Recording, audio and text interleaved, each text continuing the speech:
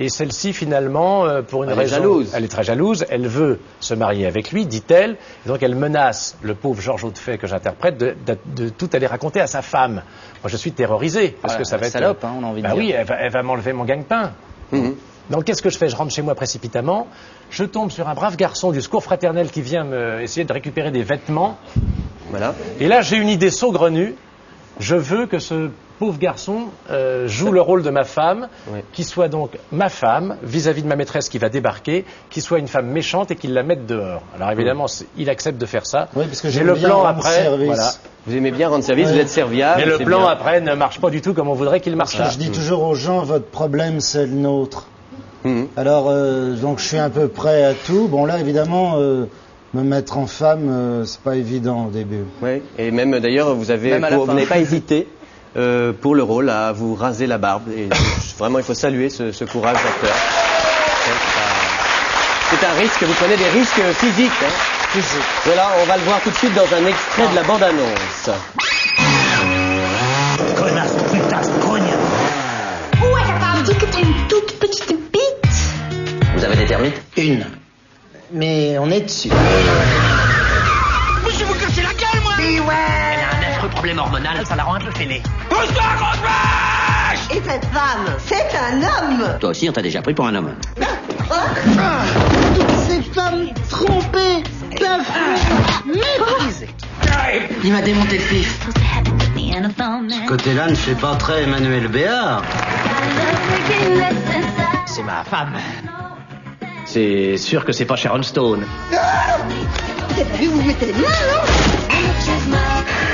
La boulette.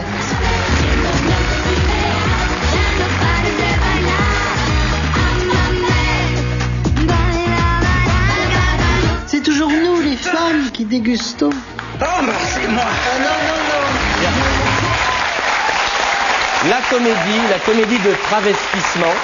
C'est un grand classique, hein. C'est un grand classique. Chaque décennie a son travelot, on pourrait dire. Il y a eu certains Lem Show, il y a eu Rocky Horror Picture Show, Tootsie, La Cage aux Folles. Voilà. Là, c'est pas une histoire d'homosexuel. C'est des gens qui sont amenés à se mettre en femme pour rendre service dans l'urgence. Donc oui, mais enfin, c'est quand même un peu un ressort. En tout cas, c'est d'ailleurs mystérieux. Pourquoi, à votre avis, pourquoi un homme habillé en femme? C'est un classique de l'humour, comme aussi Madame Doubtfire, Priscilla Folle du désert. C'est la transgression absolue des règles, c'est le changement de genre. C'est de la mécanique c'est le déguisement. Excellent. C'est Bergson? Tout à fait. Formidable. Oh là là. Eh ben, on va bien marcher. Alors, c'est la dérision absolue aussi. Je crois que ça correspond à une espèce de schéma éternel. Un bonhomme qui s'habille en femme, c'est à la fois gênant et drôle. Et c'est vrai qu'avec Jean-Marie Poiret, c'est plus drôle que gênant. Donc vous avez choisi ce spécialiste du genre, parce qu'il avait en plus non seulement adapté des pièces, mais aussi déjà travesti Christian Clavier.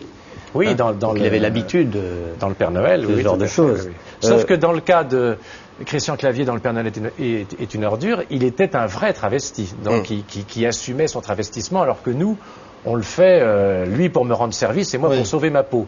Sauf que c'est vrai que Régis s'épanouit un peu, il s'épanouit un peu en travesti. Mais justement, à force de la pièce plus le film, au bout d'un moment, est-ce que vous êtes senti femme? Oui, plus dans le film.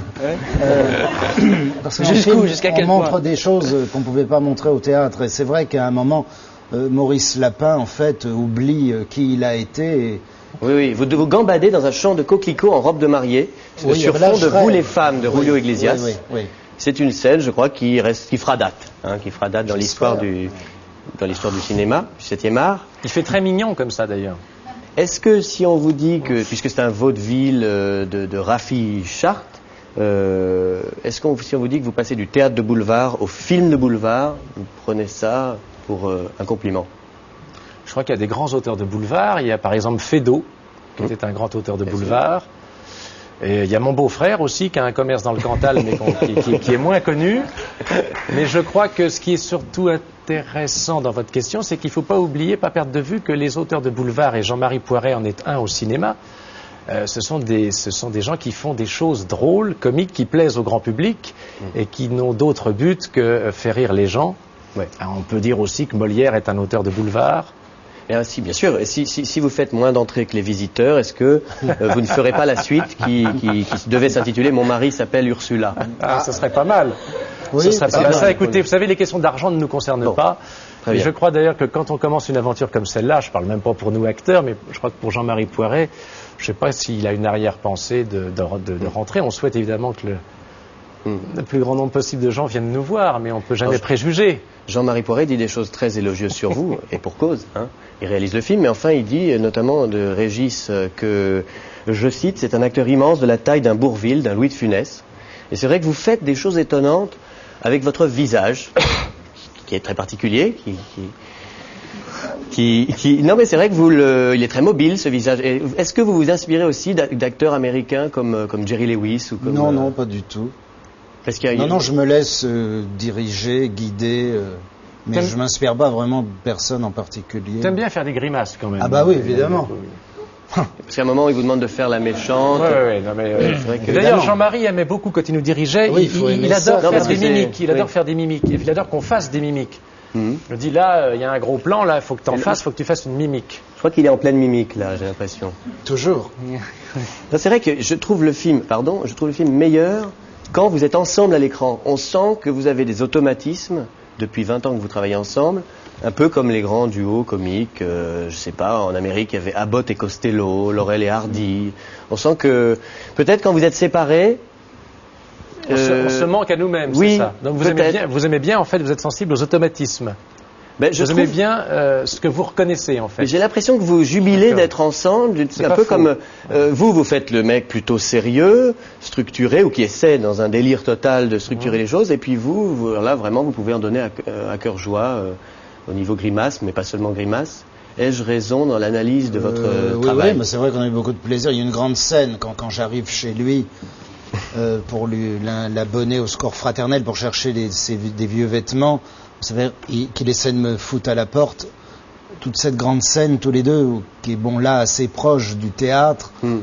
C'est vrai qu'on a eu beaucoup de plaisir à la faire. C'est vrai que là, on nous retrouve un peu comme Parce on que c'est nous vrai que connaissait. c'est vrai que Jean-Marie s'est quand même évertué à adapter donc évidemment cette pièce. Il l'a sensiblement changé. Il a gardé l'histoire, mais il a changé un certain nombre de choses, notamment dans le texte, parce qu'il voulait justement à chaque fois qu'il y avait quelque chose de trop près de la pièce, lui ça lui plaisait pas parce qu'il avait peur qu'on tombe dans une espèce de mécanique habituelle et ça l'amusait beaucoup de déstructurer tout ça. Mais vous faites pas d'impro? C'est un texte très Si. précis ou? Oui. Enfin, on peut lui soumettre des choses, mais bon, il fait quand même ce Qu'à qu'il sa veut. tête, oui. C'est-à-dire qu'il a son point de vue de cinéaste, alors il est très ouvert à tout. Alors là, il y a deux solutions pour l'acteur, soit de lui dire Jean-Marie, j'ai une idée, ça va être très drôle, hein, je vais faire ça. Il dit ouais, très bien, impeccable.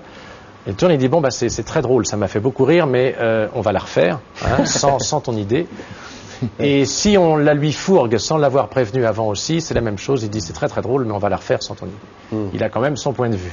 C'est lui le chef. Bah, c'est lui le patron, voilà. C'est ça, hein, la grande différence du théâtre et du cinéma. Et alors un autre couple, parce qu'il n'y a pas que vous comme couple, hein, il y a également Cad et Olivier. Nai, babak, nai, babak, nai, babak, nai, babak,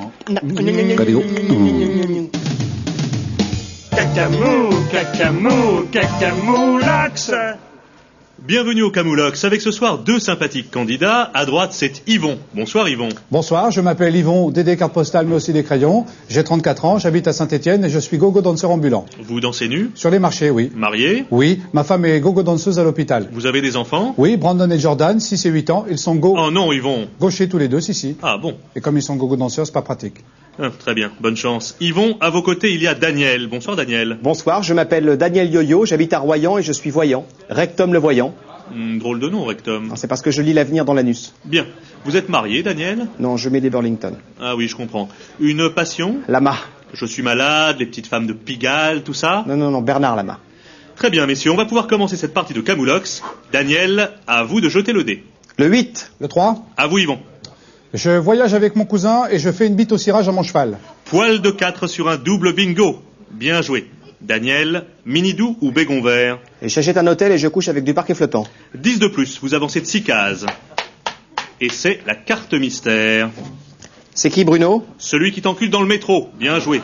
Vous gardez vos jokers et vous attrapez une gastro. Yvon, pile ou danse? Je nettoie mon savon et je traite le labrador de Bernard Montiel. Et non, vous ne pouvez pas. Il y a Bernard Darniche qui mange sa perruque